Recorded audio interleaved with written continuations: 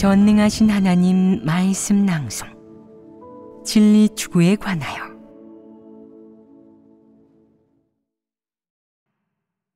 어떻게 진리를 추구해야 하는가? 20일. 최근에는 무척 폭넓은 주제를 교제하고 있는데 얼마나 기억하고 이해할 수 있느냐? 하나님의 교제가 끝나면 어떤 건 조금 기억할 수 있습니다. 마침 비슷한 상황을 체험하고 있어 어느 정도 인상이 남는 것도 있고, 그런 상황을 체험해보지 않아서 조금밖에 기억하지 못하는 것도 있습니다. 상황이 닥치면 교제했던 내용이 좀 기억이 나느냐? 조금 납니다.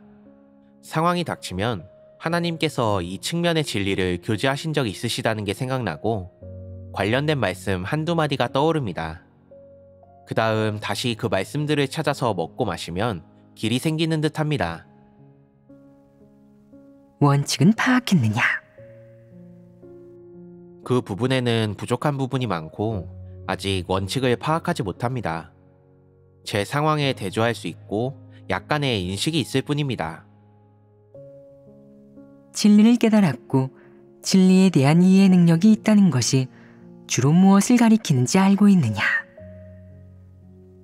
어떤 사람에게 진리에 대한 이해 능력이 없다고 할 때 흔히 이 사람은 진리를 깨닫지 못했다, 거나 이 측면의 진리 원칙을 파악하지 못했다 라고 말하지 않느냐? 너희도 자주 이런 식으로 말하지 않느냐? 사람이 진리를 깨달았고 진리에 대한 이해 능력이 있다고 하는 것은 무슨 의미냐? 진리 측면의 도리를 깨달았다는 뜻이냐? 아닙니다. 제가 이해하는 바는 이렇습니다. 하나님의 교제를 듣고 나서 진리에 대한 이해 능력이 있는 사람이라면 자신과 대조하고 인식할 수 있고 진리 실행의 원칙도 찾을 수 있습니다. 진리를 깨달았고 진리에 대한 이해 능력이 있다는 것은 주로 사람이 진리 원칙을 이해할 수 있다는 의미이다. 즉, 어떤 진리를 교제할 때 구체적이고 세부적인 내용이 무엇이든 예를 얼마나 들고 얼마나 많은 일, 얼마나 많은 내적 상태를 언급하든 그 안에는 한 가지 진리 원칙이 담겨 있는데 내가 이 측면의 진리 원칙을 깨닫고 파악했다면 진리에 대한 이해 능력이 있는 것이다. 진리에 대한 이해 능력이 있다는 것은 무슨 의미겠느냐? 바로 진리 원칙을 깨달을 수 있고 일이 생겼을 때 진리 원칙에 따라 사람과 일을 바라보거나 처신하고 일을 처리할 줄 아는 것을 말한다. 이것을 두고 진리에 대한 이해 능력이 있다고 하는 것이다. 어떤 사람은 아무리 진리를 교제해줘도 아무리 많은 예와 내적 상태를 제시하고 아무리 구체적으로 얘기해줘도 여기에서 말하는 진리가 무엇인지 모르며 일이 생겼을 때도 진리 원칙에 따라 사람과 일을 바라보거나 처신하고 일을 처리하지도 못하고 스스로에게 대조해보지 못하고 응용할 줄도 모른다. 글귀와 도리는 몇 시간씩 늘어놓으며 이치에 맞게 말할 줄 알지만 안타깝게도 하나님 말씀을 응용할 줄 모르고 진리 원칙을 응용해 문제를 해결하고 처리하지도 못한다.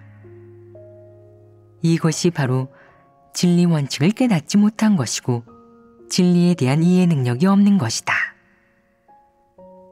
아무리 많은 도리를 얘기할 줄 안다고 해도 소용이 없다.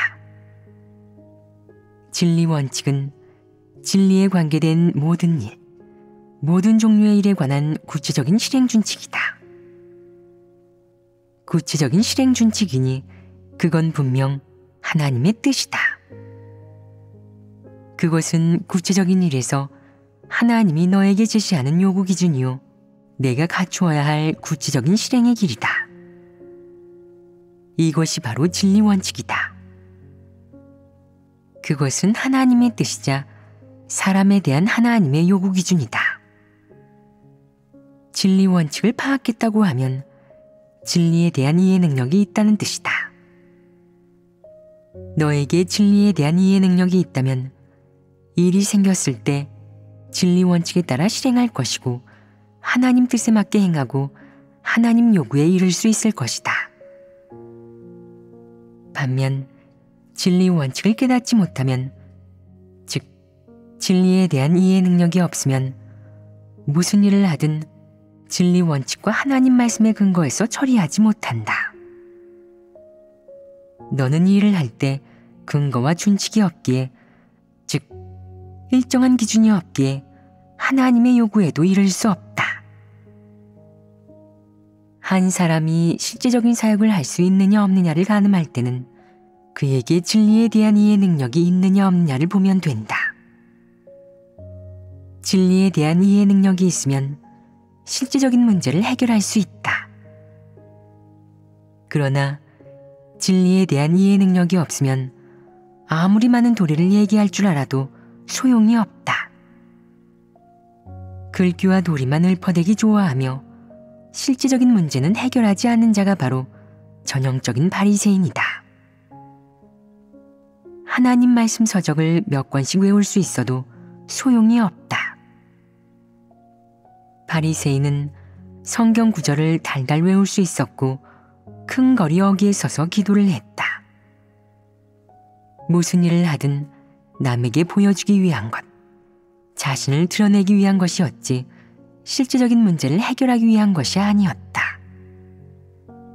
그런 사람들은 온갖 영적인 것, 모두가 동조하고 받아들일 수 있는 것, 고차원적이고 심오한 일부 지식, 도리, 글귀, 구호 등을 수집하고 그것을 도처에 전하는 데 열을 올린다. 심지어는 좋은 외적 행위를 갖춰 사람들을 미혹함으로써 우러름과 숭배를 받는다. 하지만 막상 실질적인 문제를 맞닥뜨리면 규례를 지키고 글귀와 도리를 읊어대는 것 외에는 그 어떤 실질적인 문제도 해결하지 못한다. 사람의 내적 상태와 본질은 물론이고 어떤 일을 마주했을 때 어떻게 대하고 해결해야 하는지 그들은 아무것도 꿰뚫어 보지 못하고 그 어떤 진리도 깨닫지 못한 채 무의미하게 글귀와 도리만 읊어댄다. 이런 자를 전형적인 바리새인이라 한다. 바리새인이 글귀와 도리만 읊을 줄 알고 그 어떤 실제적인 문제도 해결하지 못하는 것은 바로 진리를 깨닫지 못하고 늘 문제의 본질을 꿰뚫어 보지 못하기 때문이다.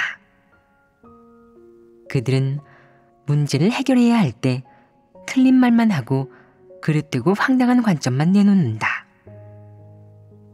그 어떤 사람도 그 어떤 일의 본질도 꿰뚫어 보지 못하기 때문에 어떤 문제도 해결하지 못한다. 그들은 이해 능력이 전혀 없다. 아무리 많은 설교를 듣고 아무리 많은 도리를 얘기할 수 있더라도 그들은 진리 원칙이 무엇인지 모르고 하나님 뜻이 무엇인지도 모른다. 이렇게 빈곤하고 가련한 주제에 진리를 깨달았다고 착각하고 영적인 사람을 자처하니 가련하지 않으냐? 가련하고도 역겹다. 그토록 많은 글귀와 도리를 떠들고 또 몇몇 규례를 지킬 줄 알지만 막상 구체적인 문제를 만나면 하나도 해결하지 못한 채 그저 남들 말만 따라한다. 이런, 여기 무슨 일이 생겼는데 사건의 경과가 이렇게나 복잡하고 특이하고 기이하네요. 그 사람은 양심도 이성도 없는 데다가 인성도 별로군요. 주제 파악도 못하고요. 일만 생기면 그렇게 제멋대로 군다니까요. 내가 그에게 그 사람이 그런 모습을 보이는데 당신은 어떻게 대하고 처리할 건가요? 어떤 원칙에 따라 그 사람을 처리할 건가요? 그런 모습에 담긴 본질은 뭔가요? 그런 사람은 적그리스도인가요? 아니면 적그리스도의 길을 가는 건가요? 거짓 리더인가요? 아니면 그냥 인성이 안 좋은 건가요? 그것도 아니면 하나님을 믿는 토대가 약해서인가요? 라고 물으면 그건 간파하지 못했는데요. 라고 답한다. 그는 어떻게 해결해야 할지 모른다. 어떤 종류의 일이 닥치면 겉에 드러난 현상이나 상태, 구체적으로는 개인의 태도, 표출, 말, 행위만 보고 이런 것들을 형용하고 표현하거나 간단하고도 가장 평이한 규정만 내릴 수 있을 뿐 문제의 본질은 꿰뚫어 보지 못한다. 그 부류의 사람들을 어떻게 대하고 처리해야 할지, 어떻게 진리를 교제하여 그들이 자신을 반성하고 인식하고 하나님 말씀을 근거로 자신을 대조하도록 해야 할지, 생명 진입에서 어떻게 그들을 도와줘야 할지, 행정 및 인사와 관련해서 그들을 어떻게 적절하게 배치해야 할지 모른다. 그저 이런저런 사람들의 각종 태도나 상태만 얘기할 줄 알 뿐이다. 내가 그 사람들을 전부 처리했나요? 라고 물어도 아직이요. 지금 지켜보는 중이에요. 라는 대답만 돌아온다. 이건 문제를 해결할 능력이 없는 것 아니겠느냐. 문제를 해결할 능력이 없는 것은 진리에 대한 이해 능력이 없는 것 아니겠느냐. 진리에 대한 이해 능력이 없다면 그런 사람들은 진리 원칙을 깨닫지 못한 것 아니겠느냐.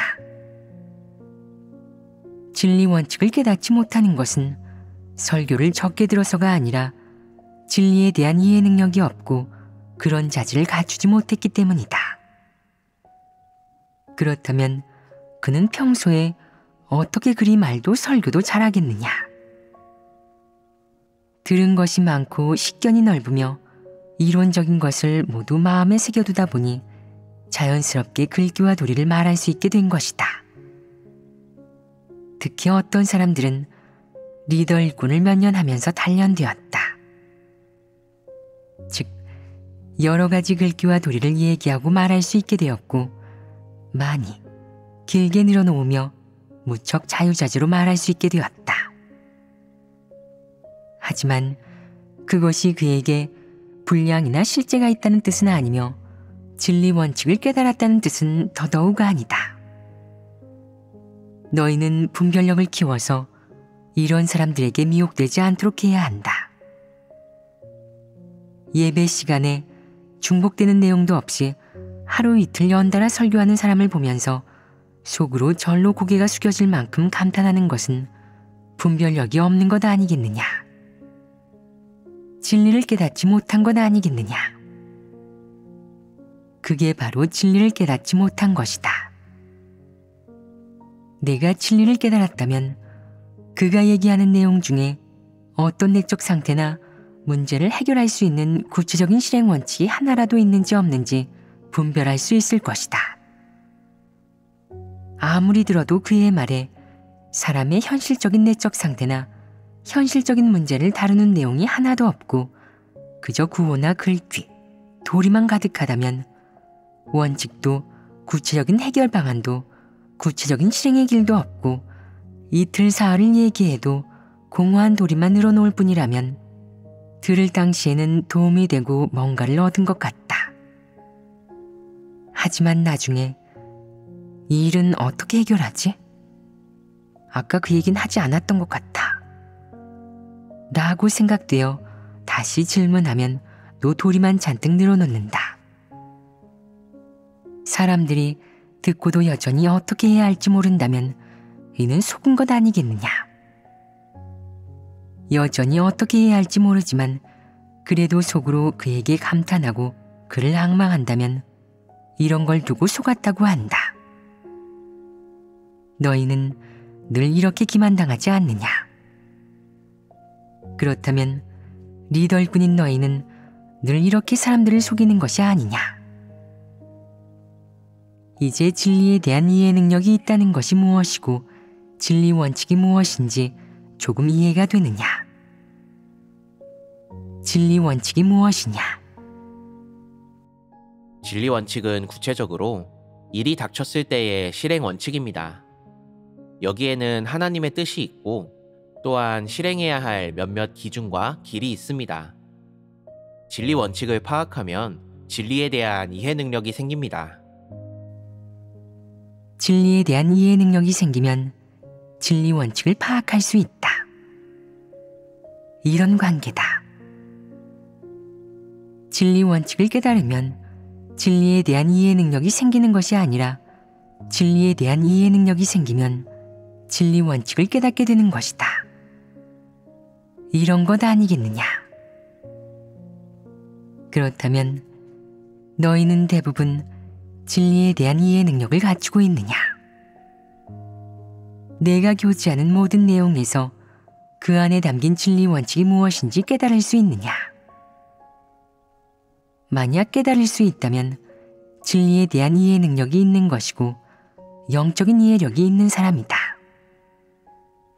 반면 교제를 듣고 몇몇 사안이라든가 교제 중에 언급했던 한 부류의 사람, 일부 사람의 태도와 행동들은 기억하지만 거기에서 교제한 진리 원칙이 대체 무엇인지 깨닫지 못하고 일이 닥쳤을 때 교제 중 언급한 구체적인 사실에 대조하고 진리 원칙에 따라 실행할 줄 모른다면 이는 영적인 이해력이 없는 것이다. 영적인 이해력이 없다는 것은 진리에 대한 이해 능력이 없다는 뜻이다. 아무리 설교를 많이 들어도 진리 원칙을 알지 못하고 일이 닥치면 어리둥절하고 그저 겉으로 드러난 상황이나 모습 등만 볼 수 있고 문제의 본질은 간파하지 못해서 실행의 길이나 문제 해결 방안을 찾지 못한다. 이는 진리 원칙을 깨닫지 못했고 진리에 대한 이해 능력이 없다는 뜻이다. 이런 사람은 영적인 이해력이 없는 사람이다. 이런 문제들을 천천히 곱씹고 곰곰이 생각해 본다면 결과를 얻을 수 있지만 그러지 않고 되는 대로 넘기기만 한다면 진실한 인식을 얻을 수 없다. 이어서 요즘 계속 교제하고 있는 내용에 대해 얘기해 보자. 지난번 예배 때는 사람의 추구와 이상, 바람을 내려놓기 중 네 번째 항목인 사업에 관해 구체적인 내용을 교제하였다. 사업에 포함된 구체적인 내용에는 사람이 사업에 대해 지녀야 할 올바른 이해, 혹은 하나님이 사업 방면에서 사람에게 요구하는 구체적인 실행의 길과 실행 준칙이 있었는데 우리는 이를 네 가지로 나누어 살펴보았다. 그 네 가지가 무엇이었느냐? 첫째는 자선활동을 하지 않는 것. 둘째는 입을 것과 먹을 것이 있으면 만족하는 것. 셋째는 사회의 각종 세력을 멀리하는 것. 넷째는 정치를 멀리하는 것입니다. 우리는 이 네 가지 중 두 가지에 대해 얘기했다. 첫째는 자선활동을 하지 않는 것이고 둘째는 입을 것과 먹을 것이 있으면 만족하는 것이었다. 이 네 가지의 세부적인 말 하나하나가 사업 내려놓기의 구체적인 실행 원칙이 아니겠느냐. 이 네 가지 구체적인 실행 원칙은 바로 사업 내려놓기 측면의 주제에서 하나님이 인류에게 제시하는 요구 기준이다. 하나님이 사람에게 제시하는 요구 기준은 당연히 사업 내려놓기 측면의 주제와 관련된 진리 원칙이자 이런 일이 닥쳤을 때 구체적인 실행의 길이다.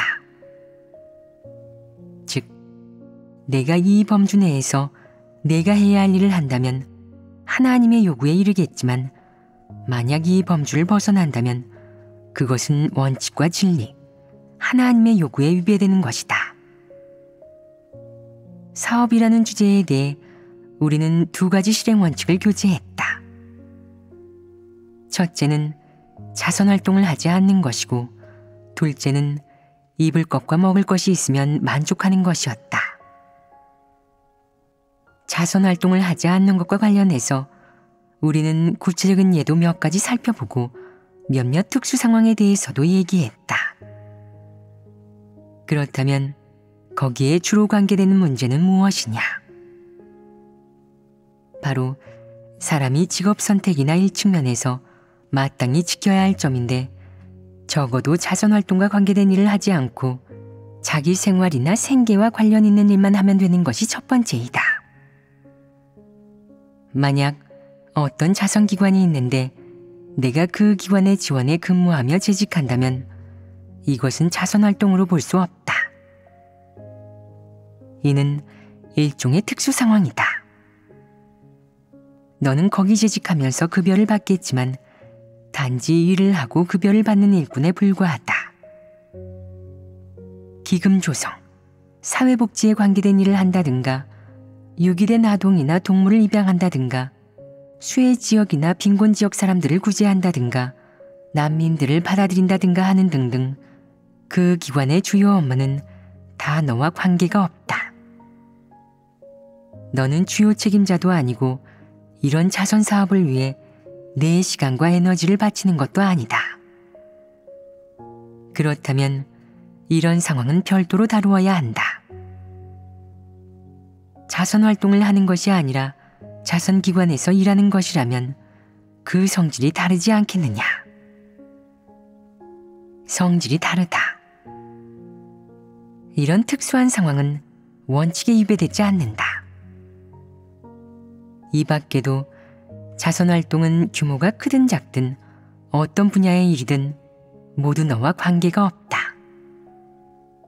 그 일은 하나님이 너에게 요구한 것이 아니므로 하지 않아도 진리에 위배되지 않고 하더라도 하나님이 기억하지 않는다. 내가 진리를 추구하고 구원받기를 추구하기로 한 이상 구원받는 것, 진리를 추구하는 것, 하나님께 순종하는 것과 아무 관계도 없는 일에 에너지와 시간을 쏟아서는 안 된다. 자선활동을 하는 것은 아무 가치도 의미도 없기 때문이다. 어째서 그렇게 하는 것이 아무 가치도 의미도 없겠느냐? 내가 누굴 구제하고 도와주든 아무것도 바꾸지 못한다. 어느 누구의 운명도 바꾸지 못하고 그 누구의 운명적인 문제도 해결하지 못한다. 일시적으로 남을 도와주는 것은 진정으로 그 사람을 구원하는 것이 아니다. 따라서 그 일은 결국 아무 가치도 의미도 없는 헛수고일 뿐이다. 예를 들어 늑대를 데려다 키우는 사람이 있다고 해보자. 처음에는 한두 마리에서 시작했지만 나중에는 100마리, 1000마리가 넘었다. 그는 이 일을 사업으로 생각하며 모아둔 돈을 몽땅 털어놓고 자기 가족들도 모두 그 일에 동원하며 인생의 후반부에는 그 일에 모든 에너지를 쏟아부었다. 자신의 에너지와 인생이 전부 그 일을 향해 있었다. 결과적으로 늑대들은 구제되어 보호받았지만 그는 그 일에 막대한 시간과 세월을 낭비했고 진리를 추구하고 본분을 이행하는 데 쓸 시간과 에너지가 남지 않았다. 따라서 본분을 이행하고 구원받는 일에 비하면 그 어떤 일도 설령 많은 이에게 인정받고 사회적으로 칭찬받는 일이라 해도 사람이 구원받는 것과 진리를 추구하고 본분을 이행하는 것만큼 중요하지 않고 이런 것을 추구하는 것보다 의미 있고 가치 있는 일은 없다. 또 한 가지 중요한 점은 만약 내가 하나님이 택한 사람, 하나님의 선민이라면 하나님은 절대 너에게 세상 사람들과 사회의 인정을 받는 자선사업을 해내라고 부탁하지 않는다는 것이다. 절대 내게 그런 일을 부탁하지 않는다. 만약 내가 하나님의 선민이라면 하나님이 너에게 거는 가장 큰 희망은 무엇이겠느냐? 이 세상이나 사회의 사람들이 중요하거나 의미 있고 영광스럽다고 생각하는 일을 하는 게 아니라 피조물의 본분을 이행하는 것, 진리를 추구하고 하나님 앞으로 돌아와 구원받아 살아남는 것이다. 이것이야말로 하나님 마음을 최대한, 최고로 흡족해 하는 일이다. 네가 하나님의 선민이라면 너에 대한 하나님의 부탁은 바로 내가 마땅히 이행해야 할 본분이다. 그것은 오직 하나님의 사역, 교회 사역과 관계가 있을 뿐이다. 교회 사역과 하나님의 경영 이외의 일은 모두 너와 무관하다. 내가 무얼 하든 설령 그것이 내가 좋다고 여기고 원하는 일이라 해도 무가치하다. 그것은 기억할 만한 가치가 없고 하나님도 기억하지 않는다. 오랜 세월 전해져 후세의 명성이 남든 당대 사람들에게 칭찬을 받든 그건 중요하지 않다. 제 아무리 많은 이에게 인정받는다 해도 그것은 하나님이 내가 한 일을 인정하고 기억한다는 뜻이 아니며 내가 한 일이 의미 있고 가치 있다는 뜻도 아니다. 이 세상과 사회의 여론과 평가가 하나님의 평가를 의미하지는 않는다. 따라서 사람은 사업과 관련해서 무의미한 일을 하느라 자신의 유한한 시간과 소중한 에너지를 낭비해서는 안 된다. 반면 너의 에너지와 시간을 하나님이 내게 맡긴 본분에 사용하고 진리를 추구하고 구원받는 일에 써야 한다. 그것이야말로 진정으로 가치 있고 의미 있는 일이다. 그렇게 살아야 내 일생이 가치 있고 의미 있는 인생이 된다. 어떤 이는 1000마리가 넘는 개를 데려다 기르는 바람에 매일 그 개들 위주로 일하고 생활하느라 먹고 자는 시간도 부족하고 심지어는 빨래할 시간도 대화를 나눌 시간도 없었다. 하는 일이 자신의 능력 범주를 넘어섰기 때문에 그의 삶은 무척이나 딱하고 고달팠다. 이건 미련한 일 아니겠느냐. 너는 구세주가 아니며 구세주가 되려고도 하지 마라. 세상을 구하고 바꾸려는 생각, 혹은 자신의 힘으로 현재 상황을 바꾸고 이 세상을 바꾸려는 생각은 전부 미련하며 당연히 그런 행동은 더더욱 미련하다. 결국 너는 그것 때문에 된통 애를 먹고 등골이 휘고 말도 못하게 고통을 겪으며 이러지도 저러지도 못하게 될 것이다. 사람에게는 에너지도 무언가를 바꿀 만한 능력과 재주도 별로 없다. 얼마 안 되는 너의 에너지와 시간은 피조물의 본분을 이행하는 데 바치고 써야 한다. 물론 더 중요한 것은 진리를 추구하여 하나님께 순종하고 구원받는데 그 에너지와 시간을 쓰고 바쳐야 하는 것이다. 이외의 모든 일은 무의미하다. 경제활동이라는 건 사람의 육적인 생활을 위해 반드시 해야 하는 일이다. 그것은 의미 있는 일이라고 할 수 없으며 단지 육적인 생활과 생존에 필요한 일일 뿐이다. 생활하고 생존하기 위해 너는 반드시 직업에 종사해야 하지만 그 직업은 내가 생활을 유지하는 데 필요한 일, 그 이상도 이하도 아니다. 그 직업이 이 사회에서 저소득 직종에 속하든 고소득 직종에 속하든 그건 단지 생계를 유지하기 위한 방편일 뿐이므로 고상하고 저속하고를 논하지도 의미가 있고 없고를 논하지도 못한다. 또한 직업의 의미가 있고 없고를 떠나 하나님이 인류에게 요구하는 것은 다음과 같다. 내가 진리를 추구하고 구원받는 길을 가고자 한다면 직업을 선택할 때 생계를 유지하는 기준은 바로 입을 것과 먹을 것이 있으면 만족하는 것이다. 과도한 에너지와 시간을 소모해가면서 의식주를 위해 바쁘게 뛰어다니지 마라. 입을 것과 먹을 것만 해결되면 된다. 배를 채울 수 있고 몸을 가리고 따뜻하게 지낼 수만 있으면 이런 기본적인 생존 여건만 채워지면 그것을 기반으로 피조물의 본분을 이행하고 내 소중한 에너지와 시간을 본분과 하나님이 내게 부탁한 일에 바치며 내 마음을 바쳐야 한다.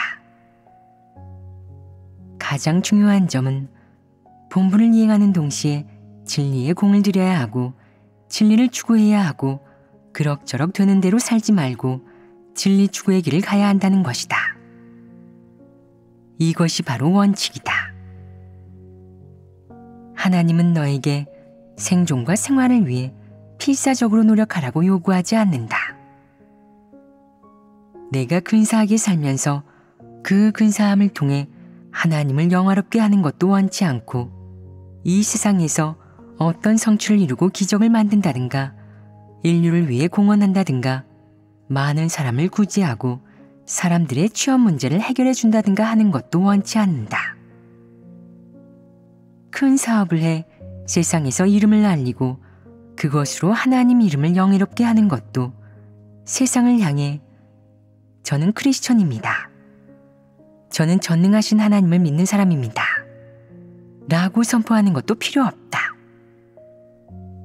하나님은 그저 내가 이 세상에서 보통 사람, 평범한 사람이 되기를 바랄 뿐이다. 무슨 기적을 만들어낼 필요도 없고 어떤 직종이나 분야에서 베테랑, 유명 인사나 위인이 되고 사람들에게 추앙받고 존경받는 사람이 되는 것도 원치 않는다. 내가 어떤 분야에서 획기적인 일을 하거나 성취를 이루는 것도 원치 않고, 나아가 다양한 직종에서 어떤 공헌을 해서 하나님을 영화롭게 하는 것도 원치 않는다. 하나님이 바라는 것은 그저 내가 내 삶을 충실히 살아가고 입을 것 먹을 것이 있어서 배를 굴지 않으며 겨울에도 여름에도 제대로 입을 수 있는 것, 정상적인 생활을 유지하고 생존 능력을 갖추는 것뿐이다. 이것이 바로 하나님이 너에게 요구하는 바다. 내게 어떤 은사나 특기, 특별한 재능이 있다고 해도 하나님은 내가 그런 것을 이용해 세상에서 성취를 이루기를 바라지 않는다. 그보다는 어떤 은사나 자질을 갖추었든 그것을 본분이행, 하나님이 내게 부탁한 일, 진리를 추구하는 일에 사용해서 마지막에 구원받기를 바란다.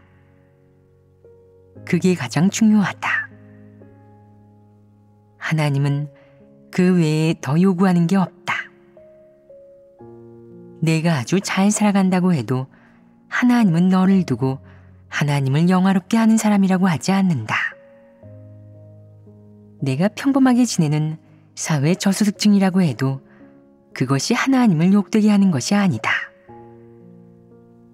집은 좀 가난해도 하나님이 말씀한 대로 입을 것과 먹을 것이 있으면 만족하는 기준에 부합한다면 이 역시 하나님을 욕되게 하는 것이 아니다.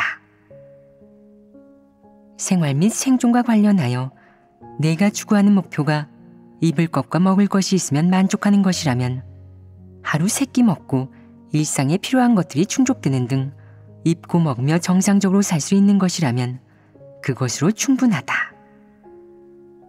내가 거기에 만족한다면 하나님도 만족한다. 하나님이 사람에게 바라는 것은 바로 이런 것이다. 하나님이 너더러 무슨 대단한 부자나 유명 인사, 뛰어난 사람이 되라는 것도 아니고 그렇다고 거지가 되라는 것도 아니다.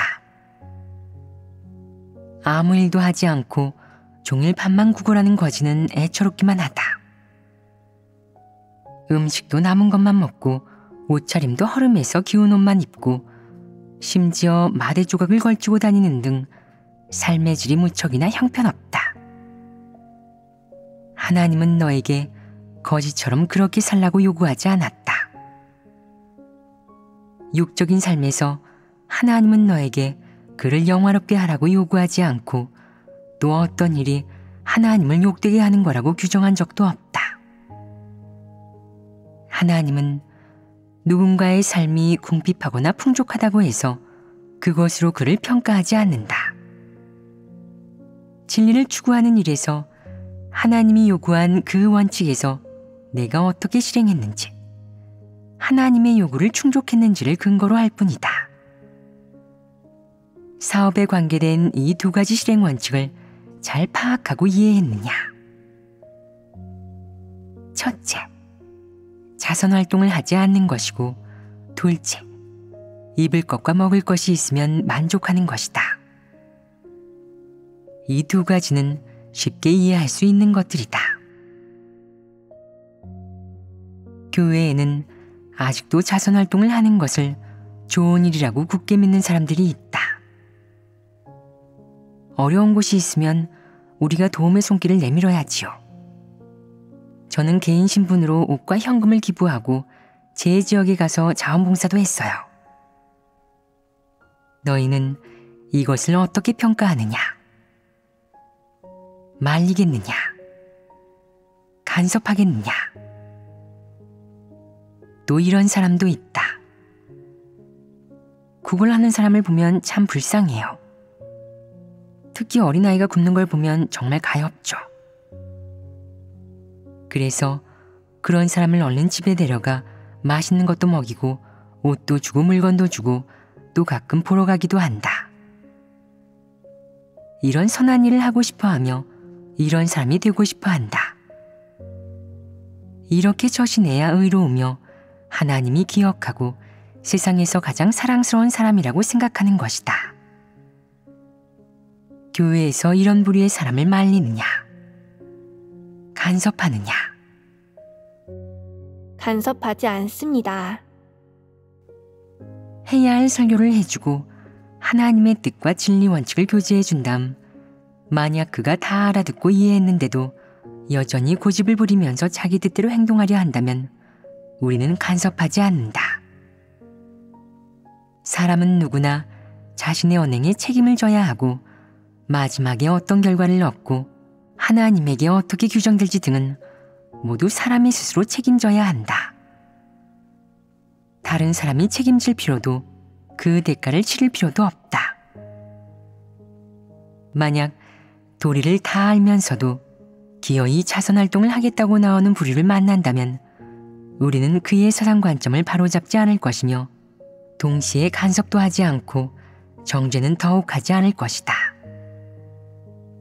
이 밖에 하나님을 믿은 후에도 세상을 추구하고 재산 형성, 관직 생활, 사업 경영 등을 추구하는 사람들이 있는데 우리가 간섭하겠느냐? 관련된 진리를 그에게 교제해 주되 교제가 끝나면 선택은 그의 몫이다. 어떻게 해야 할지는 그가 스스로 결정할 일이다. 그가 어떤 선택을 하고 무엇을 어떻게 할지에 대해 우리는 간섭하지 않는다. 우리의 책임은 그에게 하나님의 뜻과 진리 원칙을 교제해 주는 것이다. 만약 그가 이해하고 알아들었지만 내가 그럼 이제 앞으로 어떻게 할 생각이세요? 언제부터 복음 전도를 시작할 건가요? 라고 물을 때 그가 나중에 얘기하죠. 물건도 드려야 하고 업무도 하나 처리해야 하고 또 프로젝트도 하나 맡아야 하거든요. 다 되면 돈이 좀 될 것 같아서요. 그러니 복음 전도는 나중에 다시 얘기하죠. 라고 대답하고 또 얼마나 걸릴까요? 라고 물을 때 2, 3년은 걸려요. 라고 말한다면 그대로 작별을 고해라. 그런 사람은 더 이상 상대할 필요가 없다. 이렇게 해결하면 된다. 간단하지 않으냐? 그렇습니다. 이런 걸 두고 참도인 줄 뻔히 알면서도 죄를 짓는다고 한다. 이런 사람은 속죄제물이 없다. 하나님은 이런 자를 말리지도 않고 간섭하지도 않는다. 즉, 당장은 어떤 평가나 판단도 내리지 않고 그가 자유롭게 선택하도록 둘 것이다. 너희도 이 원칙을 배우도록 해라. 그가 얼마나 알아들을 수 있든 관계없다. 어쨌든 우리의 책임은 하나님의 뜻을 분명히 알려주는 것이며 이후 어떤 선택을 내리고 다음 단계에서 어떻게 할지는 그의 일이고 그의 자유다. 어느 누구도 간섭할 필요가 없고 이해관계를 분명히 짚어주며 그를 압박할 필요도 없다. 이렇게 하는 것이 적절하지 않으냐? 적절하다면 그렇게 하도록 해라. 원칙을 어기지 말고 무리하게 강요하지도 마라. 이것이 사업 내려놓기에 저 두 가지 원칙이다. 이 두 가지는 상대적으로 이해하기도 깨닫기도 쉽다.